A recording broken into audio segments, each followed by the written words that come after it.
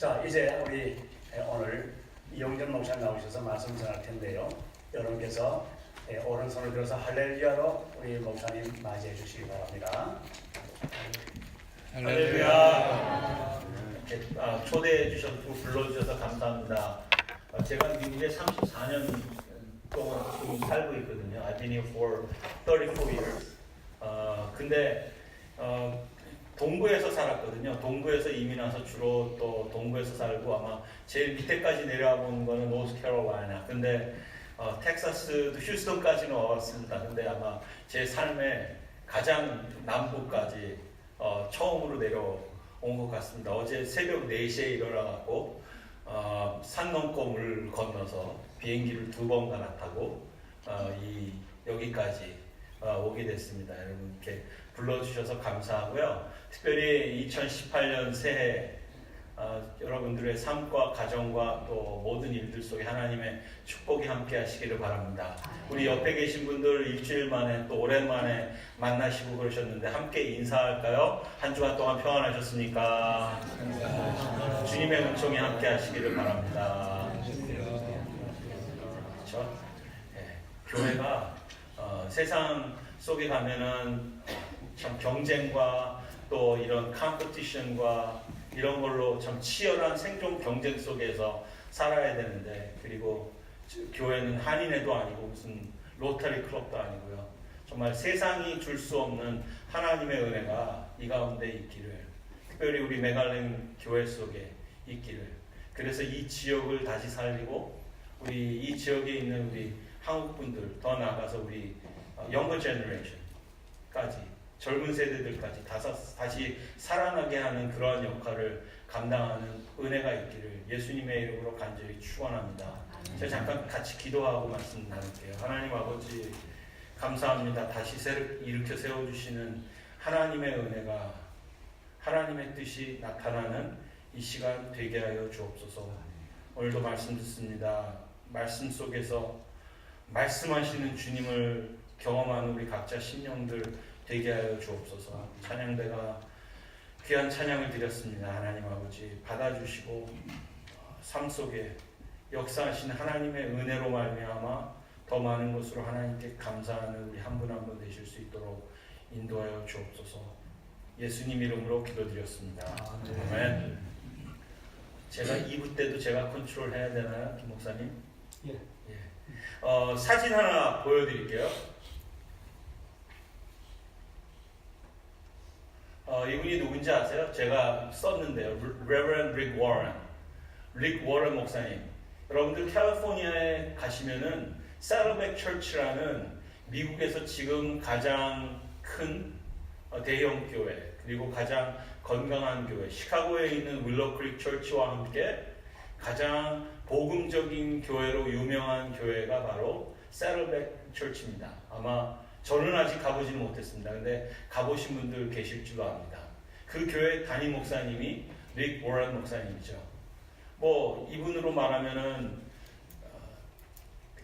책도 많이 썼고요. 유명한 책들 이제 좀 이따가 제가 설교하면서 나오지만 한국 크리스천들에게도 알려진 그 유명한 베스트셀러의 목사님이시기도 합니다. 제가 얼마 전에 그분이 인터뷰한 내용을 읽은 적이 있습니다. 신문에서. 그래서 여러분들하고 그 내용을 이제 나누면서 말씀을 좀 시작해 보려고 합니다. 첫 번째로 릭 워런 목사님이 인터뷰하면서 우리가 이 세상을 사는 목적은 천국을 준비하는 것이다.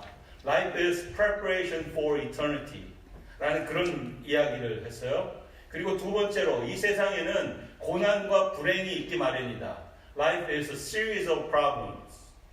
그리고 세 번째로 삶의 목적은 부나 명예나 행복이 아니라 주님을 닮아가는 인격을 갖추는 것이고 서로에게 나누며 사는 것이다. Life of sharing with others. 서로 함께 나누는 삶에 대해서. 그러면서 릭 워런 목사님이 인터뷰하면서 이런 말을 했습니다. 사람들이 저한테 삶의 목적이 무엇이냐고, What is the purpose of your life? 라고 질문을 합니다. 그러면은 저는 삶의 목적은 영혼을 준비하는 것이다. To prepare for the eternity. Preparation for eternity. 무슨 뜻이냐면요. 우리는 영원히 살도록 지음을 받았습니다. 하나님은 우리들이 하나님과 함께 하늘에 있기를 원하십니다. 어느 날 someday my heart will stop. 나의 심장은 멈출 것이고 저의 육체는 끝나게 될 것입니다. 그런데 그렇다고 제 자신이 끝나는 것은 아니라는 것입니다. 저는 이 세상에서는 60년에서 길면 100년, 요즘 100세 시대라고 그렇게 이야기를 하는데 그 정도 한 100년 정도 살지 모릅니다. 그러나 저는 우리 하나님과 함께 영원히 살게 될 것입니다.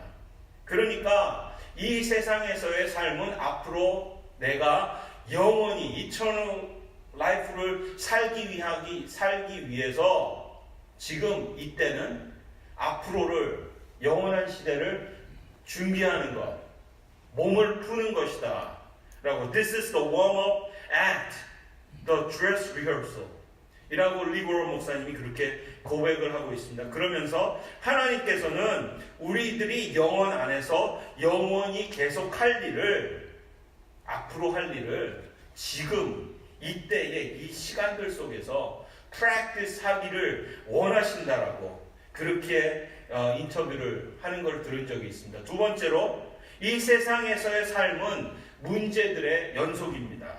Life of series of problems. 그렇잖아요, 여러분. 우리 모두는 저나 여러분이나 우리는 지금 최소한 하나의 문제 안에 있든지 하나의 문제로부터 벗어나셨든지 또는 이런 말씀 새해 초부터 드려서 그렇지만 얼마 전까지 어떤 문제 속에서 벗어나셨어요? 그런데 또 지금 한편으로 우리가 그 또 다른 문제 속으로 들어가고 있을 것입니다. 왜? 하나님께서 이렇게 하시는 이유는 하나님께서는 우리의 평안보다 우리의 관심이, 우리의 인격에 더 관심이 있기 때문이라는 것입니다. 여러분들 잘 들으십시오. 하나님은 우리의 행복보다 우리가 얼마나 잘 먹고 잘 사느냐라는 거기에 관심이 있으신 것이 아니라 하나님의 관심은 우리의 성결한 삶, 우리가 얼마나 거룩한 삶을 사느냐라는 데 관심이 있으시다는 겁니다. God is more interested in our holy life than happy life. 우리가 어느 정도 이 세상을 살면서 행복을 누릴 수는 있습니다. 그런데 그것이 결코 우리 삶 전체의 purpose, 목적은 될 수가 없습니다. 왜? 우리의 삶의 목적은 무엇이죠? 예수님의 마음, 예수님을 닮아가는 그리스도를 닮는 인격의 성장이기 때문인 줄 믿습니다. 자, 릭 워런 목사님의 그 인터뷰를 제가 지금 나누고 있는데요. 릭 워런 목사님이 인터뷰를 하면서 이런 이야기를 하면서 또 이런 자기의 personal experience, 개인적인 경험을 나눴습니다. 이 인터뷰를 했던 그 해의 해가 릭 워런 목사님 가정에는 한편으로 가장 정말 위대한 해였지만 어려운 해였다고 그렇게 말해요. 왠가 했더니 그 릭 워런 목사님의 와이프 되시는 사모님이 암에 걸려서 가장 힘든 경험을 한 해였습니다. 그러면서 목사님 고백하기를 자기 인생에 기찻길의 두 철로와 같다는, 자기 인생이 기찻길의 두 철로와 같다는 생각을 하게 되었다라고. 우리의 삶 속에는 항상 좋은 일과 나쁜 일이 언제나 함께 있습니다. 그러면서 그가 고백하기를 우리는 여러 사람들에게 기도해 주십시오. 아내를 위해서 기도를 부탁합니다. 아내의 힐링을 위해서 기도해 주십시오라는 부탁을 했음에도 불구하고 결과적으로는 자기 아내가 하나님께서 자기 아내를 고쳐주시지 않을 것이다라는 것을 깨닫게 되었다고. 그러니까는 기도 부탁을 했는데도 곧 결과가 나타나지 않는 그것이 한편으로는 그걸 받아들인다는 것이 암이 낫지 않을 것이다라는 것을 받아들이는 것이 쉽지 않은 아주 힘든 일이었죠. 그러나 하나님께서는 그런 과정 속에서 사모님의 인격을 더욱 강하게 하셨고 성숙하게 하셨고 그 과정 속에서 다른 사람을 서브하는 섬기는 사역을 주셨고 사역을 섬기는 가운데 수많은 간증거리를 주셨고 그녀로 하여금 하나님과 사람들에게 더 가까이 갈 수 있도록 getting closer 그렇게 기회를 허락해 주셨다라는 고백을 릭 워런 목사님이 하는 것을 들었습니다. 여러분들도 그 책을 읽어보셨을 줄로 압니다. 릭 워런 목사님이 쓴 책 중에 목적이 있는 삶, Purpose Driven Life. 그 책이 어떤 책이죠? It became a bestseller. 정말 전 세계적으로 수천, 아니 아마 수억 만 권이 팔린 베스트셀러 중에 하나입니다. 그러니까 책이 그만큼 팔렸으니까 당연히 수익금이 많았겠죠. 그로 인해서 릭 워런 목사님이 너무나 유명하게 됐습니다.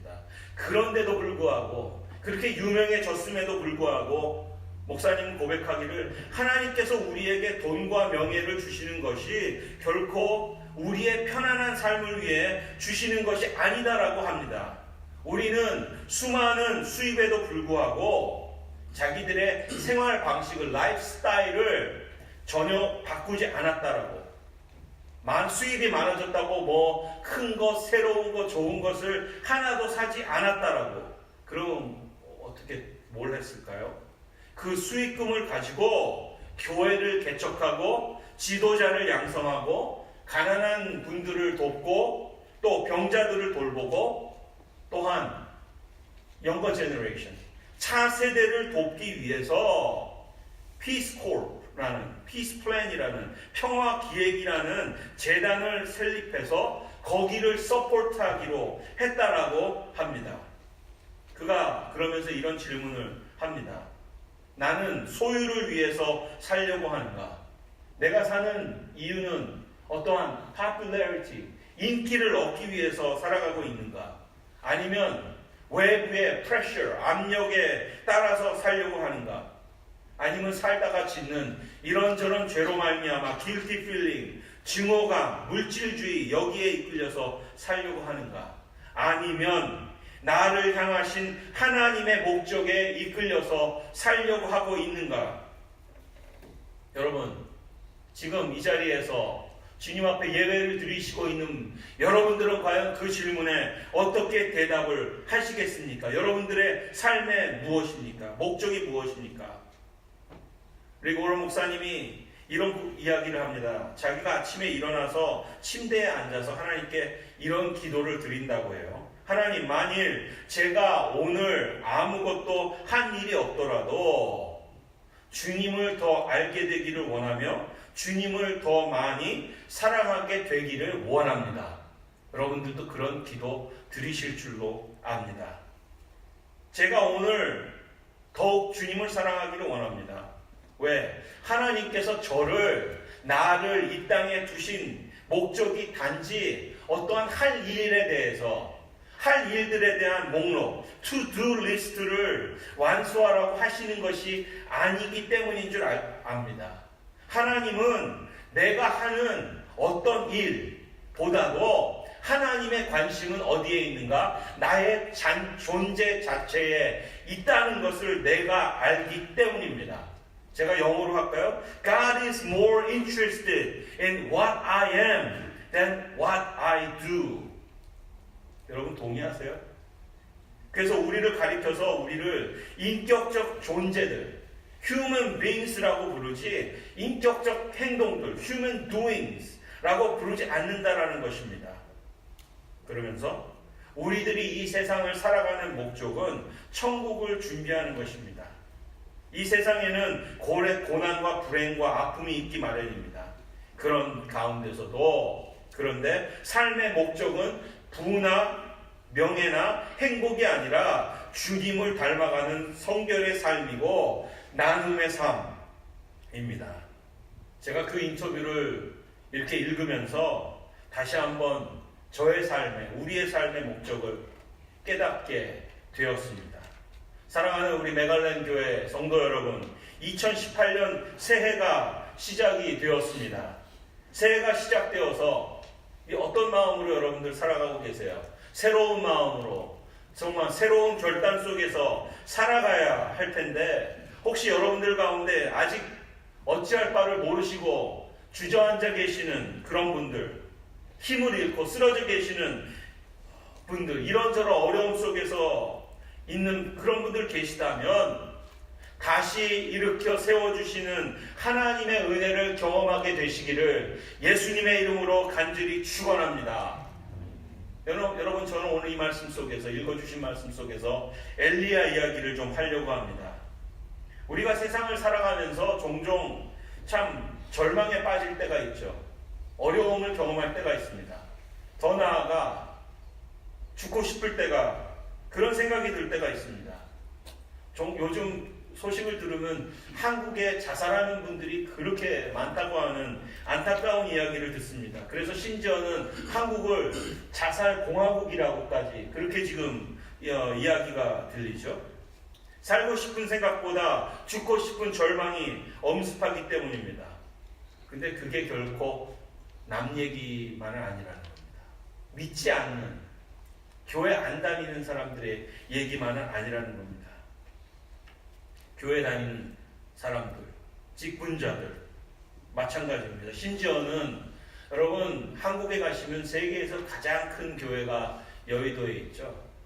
거기 그 교회를 세우시고 목회하시다가 은퇴하신 조 목사님, 조 원로 목사님, 그분도 목회 초기에 망울인가 그 불광동인가 거기서 교회를 개척하시고 목회 초기에 너무 힘드셔갖고 심지어는 죽을 생각을 하셨던 적이 있었다라고 합니다.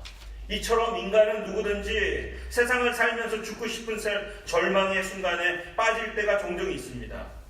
근데 오늘 말씀해 보시면 우리가 읽은 본문에 나오는 선지자 엘리야 또한 이런 상황에 있는 것을 봅니다.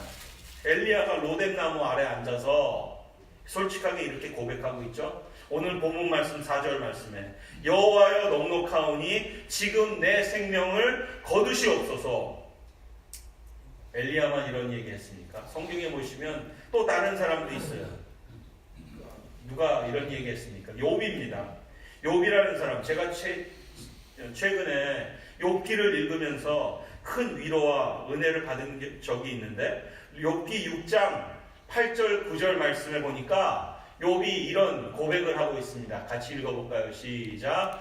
하나님이 나의 구하는 것을 얻게 하시며 나의 사모하는 것을 주시기를 내가 원하나이다. 이는 곧 나를 멸하시기를 기뻐하사 그 손을 들어 나를 끊으실 것이라. 욥이 얼마나 힘들었으면 이런 말을 했겠습니까?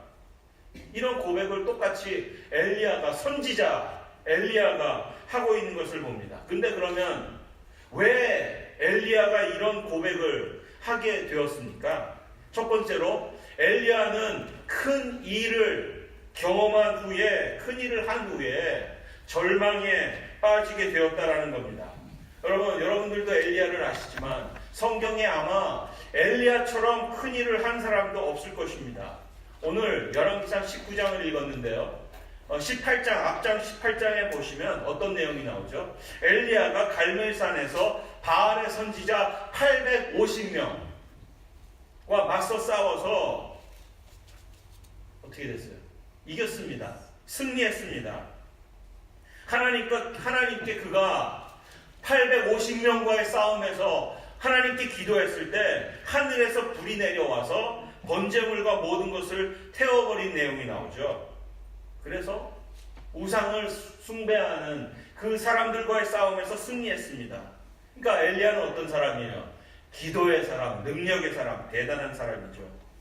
열왕기상 18장 36절에서 40절 보시면 우리 천천히 앞의 내용을 한번 읽어보겠습니다. 시작. 저녁 소재 드릴 때 이르러 선지자 엘리야가 나아가서 말하되 아브라함과 이삭과 이스라엘의 하나님 여호와여 주께서 이스라엘 중에서 하나님이 되신과 내가 이스라엘의 중과 내가 주의 말씀대로 이 모든 일을 행하는 것을 오늘날 알게 하옵소서. 여호와여 내게 응답하옵소서. 내게 응답하옵소서. 이 백성으로 주 여호와는 하나님이신 것과 주는 저의 마음으로 돌이키게 하시는 것을 알게 하옵소서 하매 이에 여호와의 불이 내려서 번제물과 나무와 돌과 흙을 태우고 또 도랑의 물을 핥은지라 모든 백성이 보고 엎드려 말하되 여호와 그는 하나님이시로다 여호와 그는 하나님이시로다 하니 엘리야가 저에게 이르되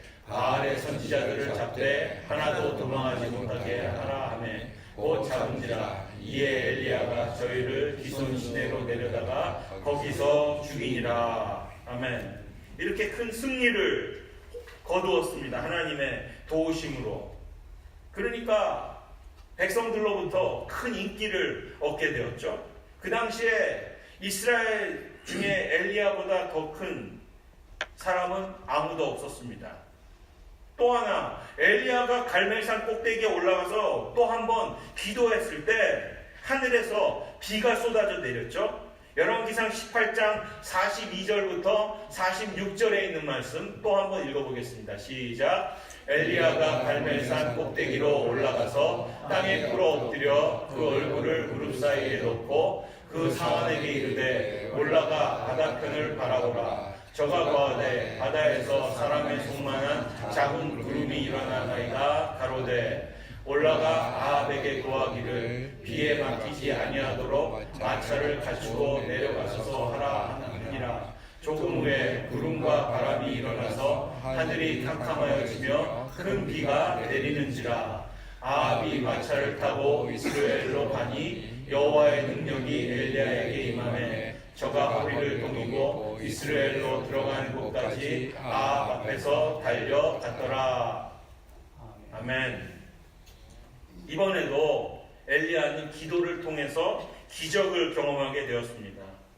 그러니까 엘리야를 거스를 사람 주위에 아무도 없었어요. 이것이 지금 읽은 이 두 말씀이 열왕기상 18장에 나오는 그 내용입니다. 엘리야의 모습입니다. 그런데 오늘 본문 19장에 와서 엘리야가 어떻게 됐죠? 19장에 와서 하나님 나 죽게 내버려 두세요. 죽기를 구하게 그렇게 죽기를 구하는 절망적인 상황에 빠지게 되었습니다. 왜요? 무엇 때문에? 거기에는 그럴 만한 이유가 있는 거죠. 아무리 위대한 하나님의 사람이라도 큰 승리를 거두고 인기를 얻을 때 자만에 빠질 수가 있고 또한 허탈감과 절망스러움에 빠질 수 있다는 것입니다. 오늘 엘리야, 욥, 또 성경의 인물 가운데 보면 삼손이 그랬죠. 솔로몬 왕도 그랬습니다. 사울 왕도 그랬습니다. 지금 엘리야가 그런 가운데 있습니다. 그러니까 우리에게 주시는 교훈은 뭐예요? 우리가 성공했다라고 생각이 들 때, 우리가 잘 된다고라는 그런 마음이 들 때, 내가 생각하는 대로 잘 될 때 우리는 더욱 조심하고 하나님 앞에서 겸손하게 살아가야 될 줄 믿습니다. 두 번째로 엘리야가 왜 이런 상황에 빠지게 되었습니까? 엘리야는 이세벨 때문에 절망에 빠지게 되었습니다. 여러분, 엘리야가 상대한 왕이 누구입니까? 아합 왕이죠. 그런데 아합 왕은 엘리야에게 제대로 대항을 어게인스트하지를 못했습니다. 오히려 아합 왕의 아내 되는 이세벨이 엘리야에게 대항하면서 협박을 하는 것을 보게 됩니다. 19장 1절 2절 말씀에 아합이 엘리야의 무릇 행한 일과 그가 어떻게 모든 선지자를 칼로 죽인 것을 이세벨에게 고하니 이세벨이 사자를 엘리야에게 보내어 이르되 내가 내일 이맘때에는 정녕 내 생명으로 저 사람들 중 한 사람의 생명 같게 하리라. 아니하면 신들이 내게 벌 위에 벌을 내림이 마땅하니라 한지라. 아합은 정작 갈멜산 사건 이후에 기가 죽어서요. 아무 말도 하지 못하고 엘리야에게 한마디도 하지 못하고 있었는데 남자가 그러니까 그의 부인 이세벨은 오히려 기세가 등등해서 뭐라고 하죠? 엘리야 너를 죽이겠다고 그렇게 이야기합니다. 내가 내일 이맘때에는 정녕 내 생명으로 저 사람들 중 한 사람의 생명 갖게 하리라. 아니하면 신들이 내게 벌 위에 벌을 내리니 마땅하니라. 여러분, 여기에도 우리 여성도님들이 앉아 계시지만 여자분들 약한 것 같지만 하나도 안 약하세요. 여자분들은 강합니다. 또 저희 집사람도 그렇지만 여자들은 무섭습니다. 그렇죠? 그러니까 엘리야 역시 이세벨이 무서워서, 이세벨을 두려워하여서 목숨의 위험을 느끼고 도망을 하게 된 거예요. 어디로? 멀리 광야로. To the desert. 19장 3절 4절에 그가 이런 형편을 보고, 이런 상황을 보고 일어나 그 생명을 위하여 도망하여 유다에 속한 브엘세바에 이르러 자기의 사환을 그곳에 머물게 하고 스스로 광야로 들어가 하루길쯤 행하고. 성경에 보면 사탄이 하와를 유혹해서 아담으로 하여금 선악과를 따먹게 했죠. 기생 들릴라를 유혹해서 삼손의 머리를 깎게 했습니다. 밧세바를 사용해서 다윗으로 하여금 간음죄를 짓게 했죠. 이세벨이 위협할 때 엘리야로 하여금 두려움 가운데 광야로 도망치게 했습니다. 무슨 의미입니까?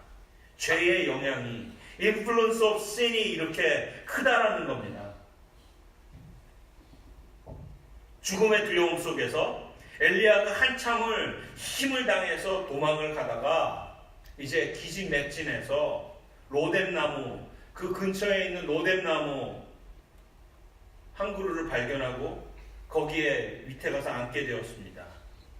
여러분, 그 자신의 모습 생각을 해보세요. 얼마 전까지만 해도 정말 능력으로 응답받고, 자기가 기도하면 하늘이 열리고 기도하는 대로 응답받고 한 그 자신이었는데, 어느 순간에 도망자의 신세를 하는 자신의 모습이 얼마나 초라하게 보였겠습니까?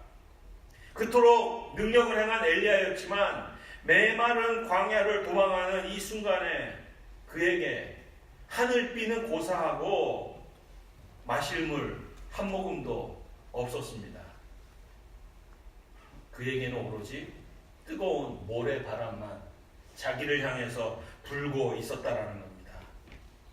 그러니까 그에게는 화려했던 승리는 모두 지나간 시절에 불과했습니다. 그리고 모든 것이 앞에 깜깜하게만 그렇게 느껴졌습니다. 앞으로 가면 사막이요, 뒤로는 이세벨의 군대가 자기를 잡으려 오는, 달려오는 그러한 자기의 신세를 보고서 엘리야는 삶의 목적을 잃고 죽기를 구하게 되었습니다. 4절 말씀에 한 로뎀나무 아래 앉아서 죽기를 구하여 가로되 여호와여 넉넉하오니 지금 내 생명을 취하옵소서. 나는 내 열조보다 낫지 못하나이다. 여러분, 우리 인간이 대단해 보여도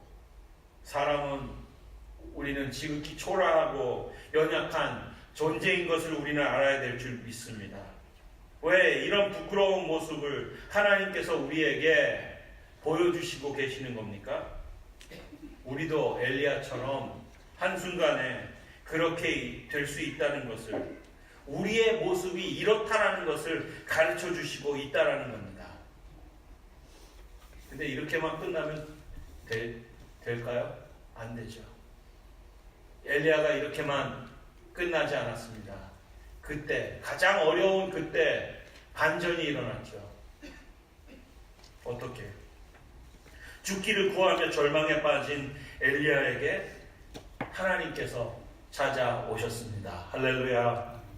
하나님은 엘리야가 절망에 빠져서 죽겠다고 탄식할 때 바로 그때 찾아온 분이심을 믿습니다. 갈멜산 위에서도 위기의 순간에 불과 비를 통해서 하나님은 응답해 주셨습니다. 절망에 빠졌을 때 바로 그때 엘리야를 어루만져 주셨습니다. 여러분, 엘리야에게 찾아오신 이분이 누구이십니까? 그분은 바로 하나님이신 예수님이신 줄 믿습니다. 엘리야가 승리했을 때는 하나님이 어떻게 응답하셨어요? 불과 비로 응답하셨죠. 그런데 정작 엘리야가 어려움 속에 있을 그때는 하나님께서 그에게 친히 incarnation 친히 강림하셔서 친히 오셔서 그를 어루만져 주셨다라는 겁니다. 그리고 뿐만 아니라 지쳐있는 그를 위하여서 새 힘을 얻을 수 있도록 먹을 수 있게 떡과 물을 공급해 주셨습니다. 먹을 것을 주셨어요. 이 모습은 마치 우리가 복음서에 보면 디베랴 바다에서 밤새도록 고기를 잡았지만 한 마리도 잡지 못한 그 제자들에게 찾아오셔서 먹으라고 하신 예수님의 모습과도 같은 것입니다.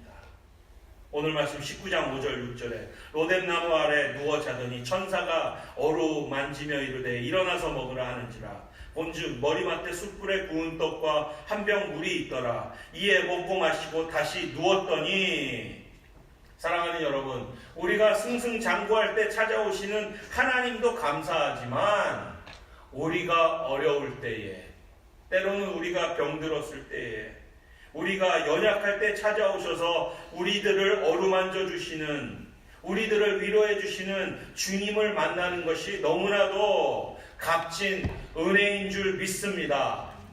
여러분, 혹시 여러분들 가운데 그런 상황 속에 있으세요? 우리 교회 공동체가 그런 어려움 가운데 있으세요?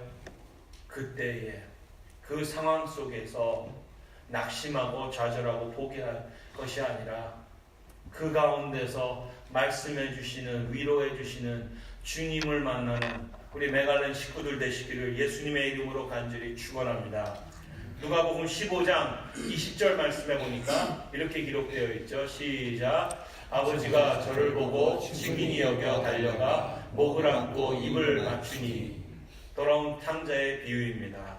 거지가 되어서 상처 입은 몸과 마음을 가지고 탕자가 아버지께로 돌아왔을 때, 저 같으면, 저도 아버지지만 저희 애들이 그렇게 정말 해서 왔다면 화가 나갖고, 야, 너는 더 이상 내 애가 아니야. 너 우리 집에 한 발짝도 들이지 말고 나가. Get out of here. 쫓아냈을 텐데 엉망진창이 된 그 아들을 끌어안아 주시는 아버지를 만난 그 순간이 탕자에게 있어서는 내가 이런데도 불구하고 아버지의 사랑을, 변함없는 사랑을 받고 있구나 하는 것을 깨닫는 감동의 시간이 되었다라는 것입니다.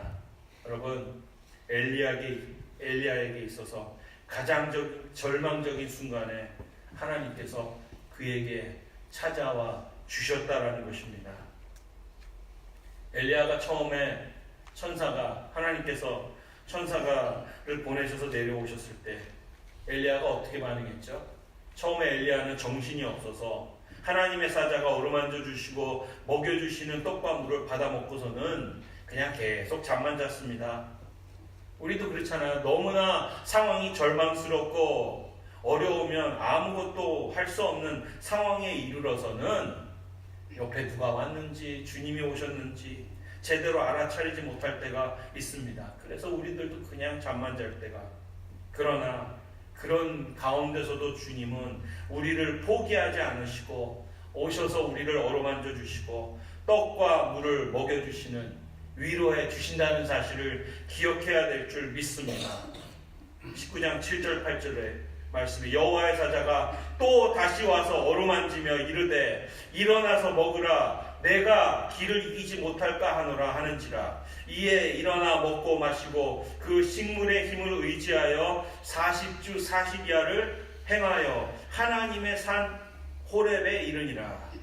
로뎀나무 아래에서 엘리야의 모습은 다시 살아나는 회복의 모습, 갈멜산 위에서의 엘리야의 모습이 지극히 높아진 위대한 하나님의 사람의 모습이라면 로뎀나무 아래의 엘리야의 모습은 지극히 낮아진 겸손한 사람의 모습인 줄 믿습니다. 여러분, 갈멜산 위에서 엘리야의 모습이 하나님의 능력에 손을 체험한 모습이었지만 로뎀나무 아래 엘리야의 모습은 하나님의 어루만지심을 체험한 모습입니다.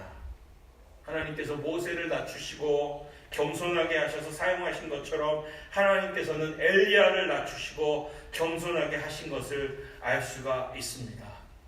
사랑하는 여러분, 우리에게도 이러한 은혜가 함께 하시는 줄 믿습니다. 위기가 주님 안에서 기회가 되실 수 있기를 바랍니다. 이제 말씀의 결론을 맺기를 원합니다.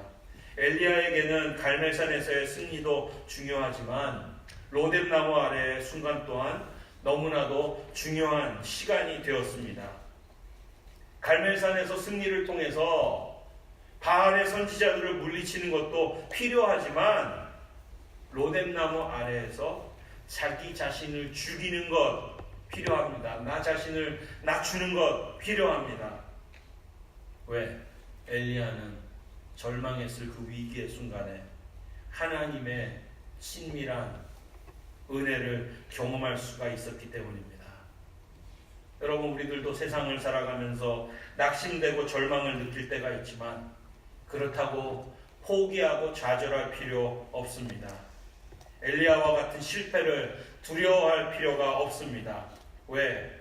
주님께서 우리를 찾아오셔서 그때에 우리를 일으켜 세워주시고 우리에게 새 힘을 허락해 주시기 때문인 줄 믿습니다.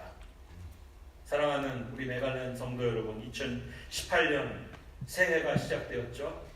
시간이 참 빨리 가고 있습니다.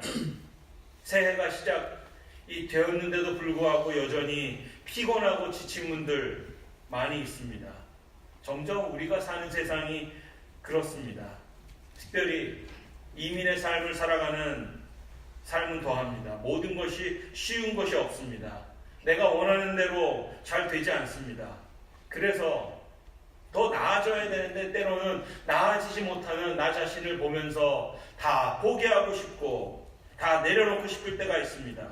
그런데 바로 그때가 주님이 우리를 어루만져 주시는 때라는 것을, 주님이 우리를 위로해 주시는 때라는 것을 기억하시기를 바랍니다.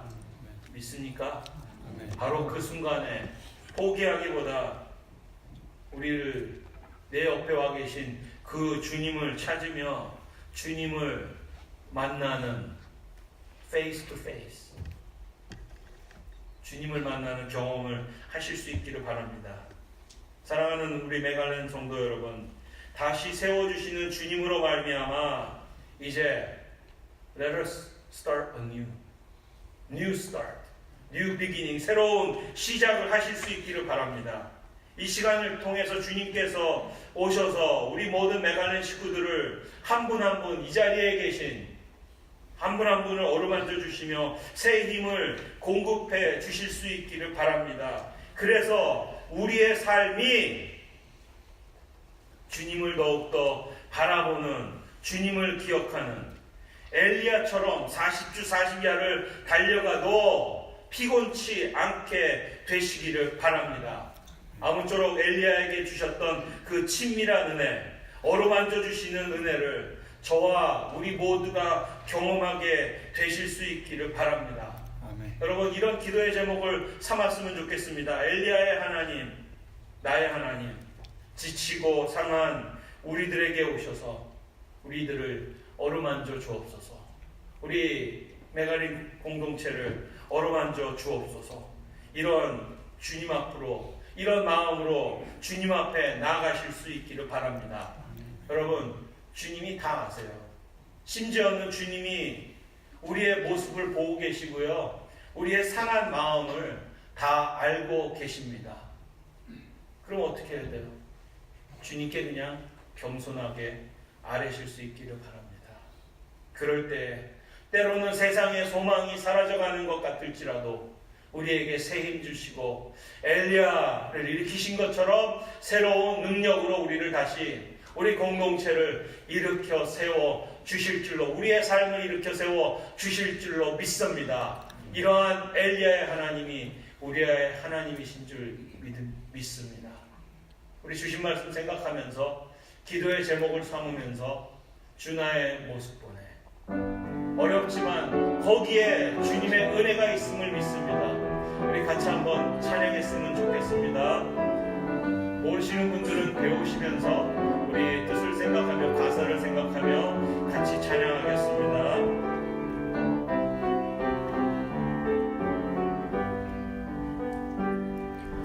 주 나의 모습 보네 상한 나의 맘 보시네 주 나의 눈물 안에 홀로 울던 맘 아시네 주 사랑 내게 있네 그 사랑이 날 채우네 주네 내게 있네 그대로 날 세우네 다시 한번 조금 더 주 나의 모습 보네 상한 나의 맘 보시네 주 나의 눈물 안에 홀로 울던 맘 아시네 주 사랑 내게 있네 주 사랑 내게 있네 그 사랑이 날 채우네 주네 내게 있네 그대로 날 세우네 세상 소망 다 사라져가도 주의 사랑은 끝이 없으니 살아가는 이 모든 순간이 주의 힘을 나는 믿네 세상 소망 다 사라져가도 세상 소망 다 사라져가도 주의 사랑은 끝이 없으니 살아가는 이 모든 순간이 주의 힘을 나는 믿네 세상